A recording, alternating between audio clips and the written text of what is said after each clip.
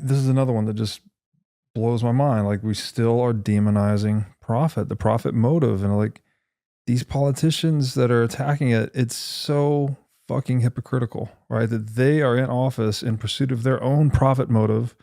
It's practically become an inside joke now, the Nancy Pelosi thing, right? Where her salary is a few $100,000 a year, but her net worth has gone up $75 million. She's the greatest stock trader of all time. Exactly. And it's like, how can you, like, somewhere in the book, he describes the profit motive as something like the only signal that tells you when the amount of satisfactions that come out of it are greater than the effort that went into it, something like that. Like, it's an actual signal of progress. There is no other signal of progress, right? If it's a profitable thing, that means that people want it more than the inputs going into it, right? That you're creating more human satisfaction than the sacrifice necessary to produce it, something like that. And if the profit margin is large enough, well, then it draws in a lot more producers to do the same thing. Yep. Right. And then until it becomes commoditized and the profit margins are thin, and then we've solved that problem in a very efficient way, we can take our attention and allocate it towards solving larger and more complicated problems. And like this iterative layering process driven by the profit motive is actually how we build civilization. So it's like, I can't believe we're in 2024 and people are still demonizing this thing. Like it's like demonizing words or demonizing math. Like any of these signaling technologies that are essential to human cooperation, it just makes no sense. Well, this is part of this broken intellectual heritage that we all have, right? And learned through school. And this section from Hayek is called the condemnation of profit and the contempt for trade. So the condemnation of profit comes from, and in the Bible we have warnings against usury, unusually high interest rates, and the request for honest weights and measures. And this is again part of the mysticism that, and this is the feeling that people have for Wall Street. Well, these people don't produce anything, the Occupy Wall Street movement, okay? And I think what we need to do, instead of saying, is understand what those people might be thinking, okay? And the first thing that this is again part of going all the way back to Greco-Roman times, the contempt for trade, and who's this foreigner going to foreign lands and not producing anything but presuming to connect person A with person B and then make a profit in the trade. And I want to read a few important passages from Hayek here. So he first notes that disdain for profit disdains progress.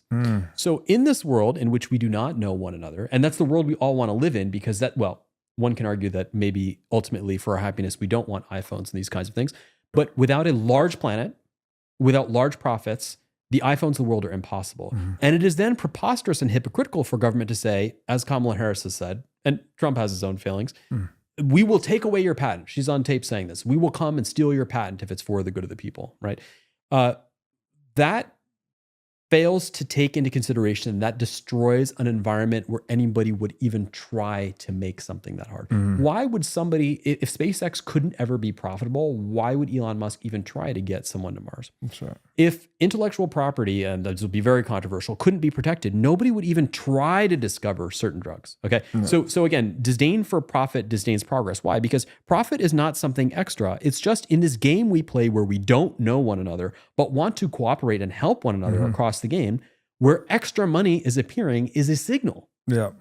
Just as in the boom and bust cycle that Mises talks about, in the business cycle that Mises talks about, there are signals like the interest rate that can be either false or correct, that cause entrepreneurs to overestimate or underestimate the profitability and the viability of the business at a given time.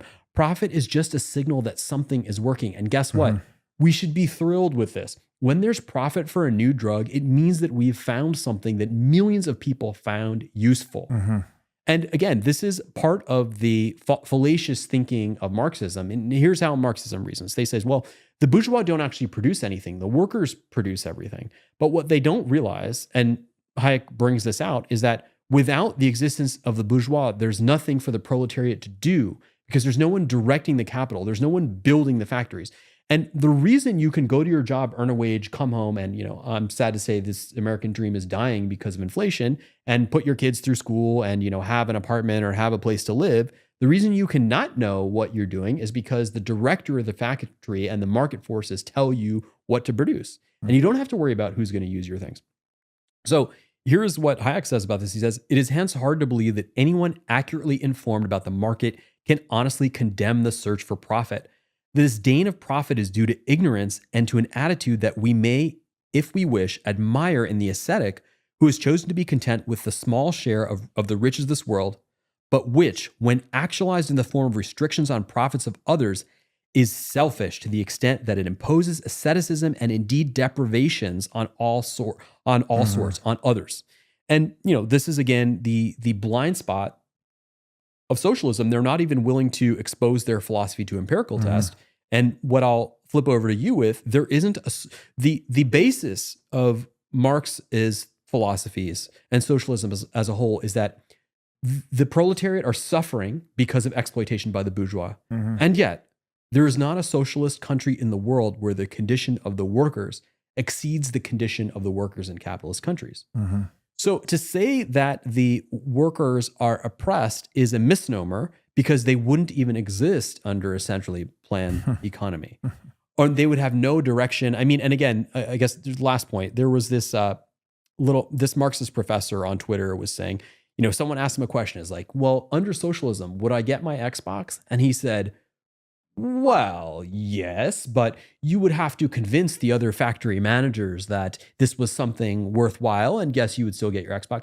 0% chance, because it's the division of labor and the existence of profit that drives that division of labor and drives people to divide labor that allows such extravagant things that are so far from subsistence, so far from survival to arise. Thanks for watching. If you enjoyed this episode, click here to find more just like it, and here to find our most recent episode. Also, make sure to like this video to help shine light on the corruption of money, and be sure to subscribe to this channel to stay connected.